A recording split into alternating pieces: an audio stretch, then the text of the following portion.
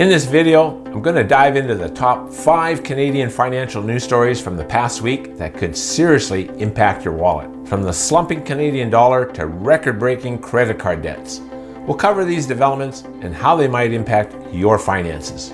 As a certified financial planner, I'll share some strategies to help you navigate through these turbulent waters. Whether you're planning your budget or just curious about the economic landscape, watch until the end so that you can be informed and plan ahead.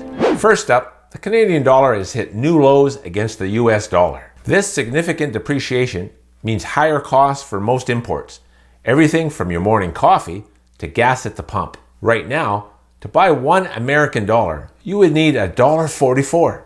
That's a whopping devaluation of 20% compared to just 3 years ago when you only needed $1.20. There's no doubt that the Liberal government's spending and mismanagement is behind this increase. But just knowing this doesn't help you much. If you're an investor, I would recommend that you consider investing in assets that benefit from a weaker dollar, like commodities. In terms of budgeting, if you frequently buy imported goods, modify your budget to compensate for higher costs. Or maybe it's a good time to start looking for domestic alternatives. For homeowners, 2025 is a year to watch closely as many mortgages come up for renewal. With interest rates potentially on the rise again, monthly payments could increase significantly. Since Trudeau took power 8 years ago, the mortgage payment for a typical Canadian home went from $1,921 a month to $4,416 a month, an increase of over 130%. Wow! Consider refinancing early. If possible, lock in current rates by refinancing now, choosing longer-term fixed rates. And you might also want to increase your emergency fund to cover further hikes in monthly payments. Trudeau's announcement to step down alongside his decision to prorogue Parliament has introduced a significant layer of political and financial uncertainty. He is effectively halting Parliament's activities, which, in this context, halts all legislative business until a new session begins in late March. This move not only delays any potential confidence votes for elections, but also freezes ongoing legislative agendas, including budget bills and policy enactments. Because of this, I would suggest that you diversify some of your income streams.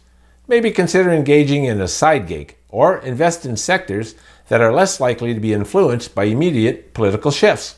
There's been considerable buzz about potential new tariffs from the United States, which could affect Canadian exports. This might mean higher costs for businesses and eventually consumers. It would effectively tax Canadian products entering the US market, leading to higher costs for Canadian exporters, who might then raise prices or absorb the costs, squeezing profit margins. This could disrupt supply chains, where components move across the border multiple times, increasing expenses and possibly necessitating manufacturing restructuring or relocation. Ultimately, these costs would likely be passed on to consumers, potentially increasing prices for items like cars and food, which could drive inflation and diminish purchasing power in both countries. What can you do about this? Consider buying Canadian products, which can help offset the impact of tariffs by supporting your local economy. I know it's important for many people to save money, and often locally produced items are more expensive. But maybe not in the coming months as the border tariffs are put in place. Credit card debts in Canada have reached unprecedented levels, creating a significant financial strain on individuals across the nation. With the average credit card balance soaring, an increasing portion of personal income is being directed towards servicing this debt, rather than being spent on goods and services. This shift can lead to a noticeable decline in consumer spending, as people prioritize paying off their high-interest credit card balances, potentially slowing down economic activity. If you're struggling with credit card debt, you should create a plan to pay down high-interest debt aggressively, perhaps using the snow avalanche method. This means that you would pay the minimum on all credit cards except the one with the highest interest rate, the one that you would apply any extra cash on hand. You may also want to cut unnecessary expenses by evaluating and reducing discretionary spending to free up cash for debt reduction.